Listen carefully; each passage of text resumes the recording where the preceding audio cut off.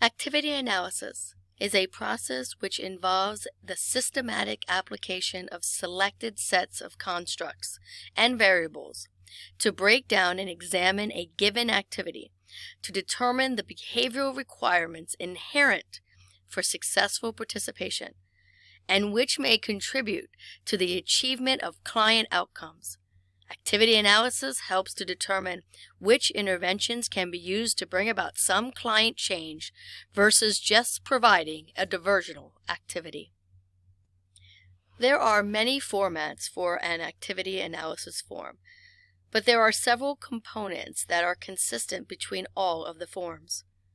All activity analysis have 5 sections that cover all of the following domains: physical, social, cognitive, affective, and administrative aspects.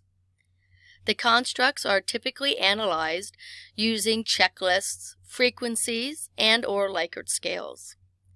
The intervention or activity is analyzed based on its inherent characteristics.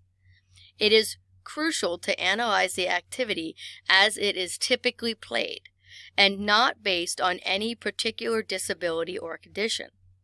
Therefore, completing an activity analysis on a traditional activity, such as soccer, is easier and more straightforward than analyzing a non-traditional activity without well-established rules and/or procedures.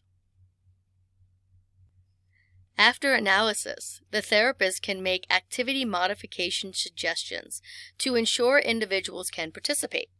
Modifications can be made based on client need, such as modifying an aspect to address an individual's limitations. These modifications can be made to the regulations, procedures, or equipment. The goal with activity modification is to keep the intervention as close to the original activity as possible by only modifying the aspects of the intervention that need to be adapted. One of the most important functions of an RT professional is to select activities for client participation.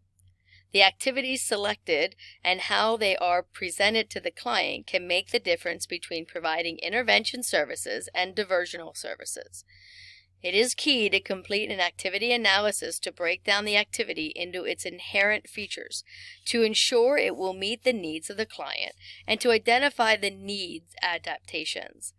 In addition, facilitator competency needs to be considered. Make sure you are working within your level of professional competency.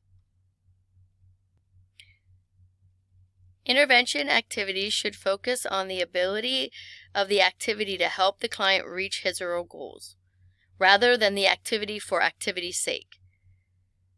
A single activity or session is not likely to produce a desired behavioral change, and it's important to consider the types of activities in which people will engage when they have a choice. Ideally, programs should be enjoyable or at least not drudgery.